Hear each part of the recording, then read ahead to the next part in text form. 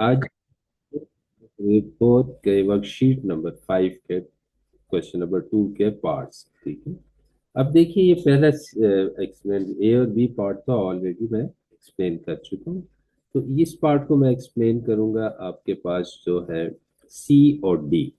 सी और D parts में पहले मैं डिवीजन करूंगा 80.1 की 3 से, ठीक है। तो हम इसे लॉन्ग डिवीजन के प्रोसेस से करेंगे।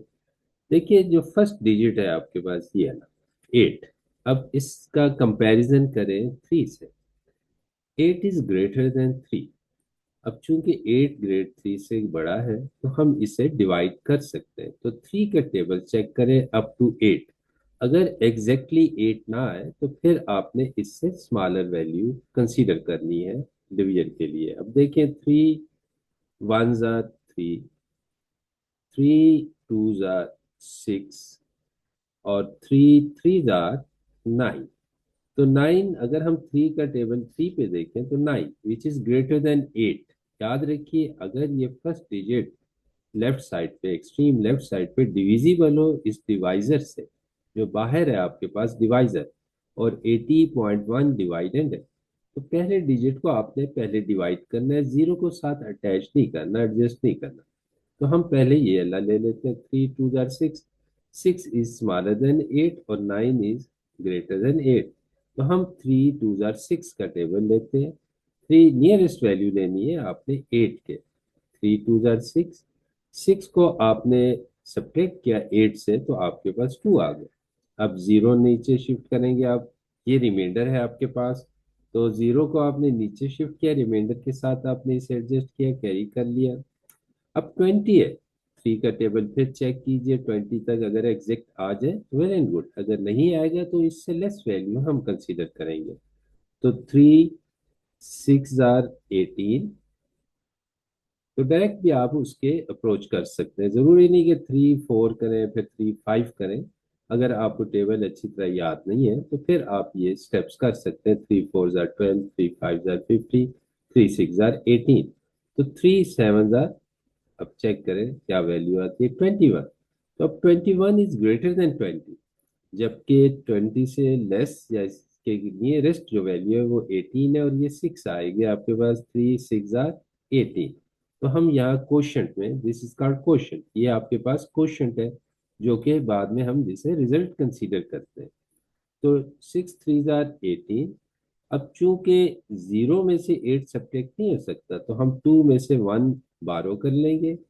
आपने 2 बारो यहाँ पे बारो किया या कैरी कर लेंगे, तो ये हो जाएगा 10। यहाँ पे स्मॉल सा लिख लीजिए 10। अब 10 में से 8 माइनस करें तो आपके पास आएगा 2। अब देखिए, यहाँ 1 था, 2 में से हमने 1 बारो किया था तो 1 रिमेनिंग नंबर रह गया था। तो 1 में से 1 माइनस करें 0, जो कि लिखने की जरूरत नहीं है क्योंकि ये आपको कंफ्यूज करेगा। अब देखिए, नेक्स्ट हमने डिजिट नीचे रिमाइंडर के साथ एडजस्ट करना है, लेकिन ये देखिए कि इस नेक्स्ट डिजिट से पहले डेसिमल पॉइंट है। तो जैसे ही डिवाइडेंड में ये एक्सप्रेशन जो साइन ऑफ डिवीजन के इनसाइड है, डिवाइडेंड में अगर डेसिमल पॉइंट आ जाए, जैसे ही डेसिमल पॉइंट आएगा आप क्वेश्चन में अप्लाई कर देंगे, ठीक है। और इसके बाद नेक्स्ट डिजिट आप नीचे शिफ्ट कर सकते हैं, अदरवाइज ये आंसर इसका गलत हो जाएगा।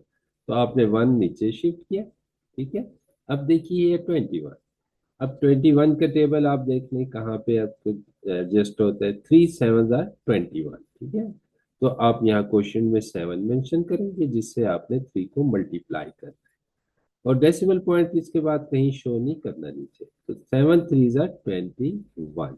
अब 1 में से 1 सब्ट्रैक्ट करें 0, ठीक है, और 2 में से 2 सब्ट्रैक्ट करें 0। इसका मतलब है इस स्टेप में आपकी डिवीजन कंप्लीट होगी, और इसका आंसर क्या है आपके पास, 26.7। तो इस तरह आप डेसिमल पॉइंट की एप्लीकेशन करेंगे। अब आ जाइए नेक्स्ट क्वेश्चन पे। नेक्स्ट पार्ट जो आपके पास है इसी वर्कशीट का वो है 30.03। ये है डिवाइडेंड। याद रखिए, हमेशा साइन और डिवीजन से पहले जो नंबर होता है, एक्सप्रेशन होता है, उसे हमने डिवाइड करना होता है साइन और डिवीजन के बाद। ये डिवाइजर है आपके पास, और ये डिवाइडेड, ठीक है, डिवाइडेंड।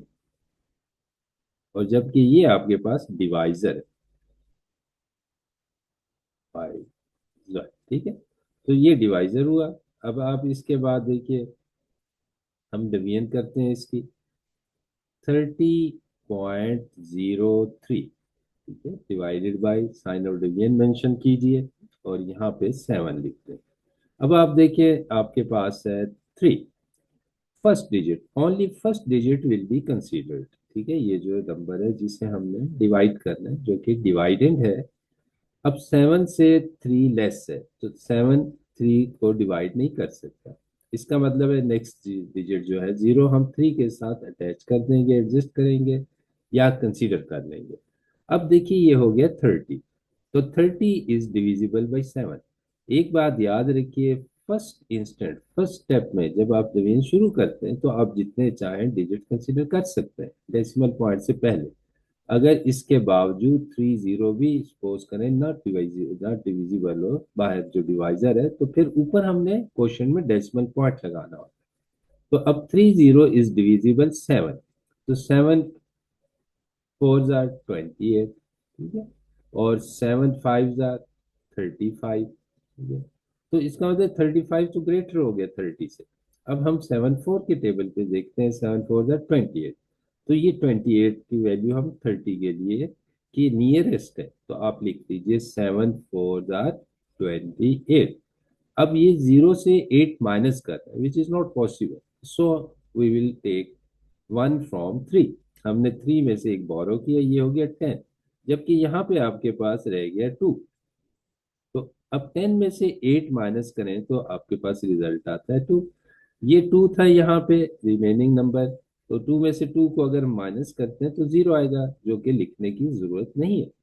फिर जैसे ही ये देखें, नेक्स्ट आपने 0 आपको नीचे डिनोमिनेटर में शिफ्ट करना है, 2 के साथ आपने इसको एडजस्ट करना है, लेकिन इससे पहले डेसिमल पॉइंट। तो जैसे ही डिवीजन डिवाइडेड में डेसिमल पॉइंट है, तो आपने क्वेश्चन में भी मेंशन कर देना है डेसिमल पॉइंट से नेक्स्ट जो डिजिट है उसको रिमाइंडर के साथ शिफ्ट करने से पहले, ठीक है। अब आप 0 नीचे शिफ्ट कर सकते हैं।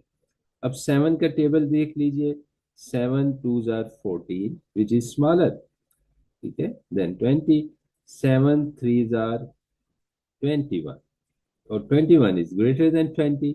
तो अब आपने 2 जो है 7 2 का जो है ये आपने कंसीडर करना है।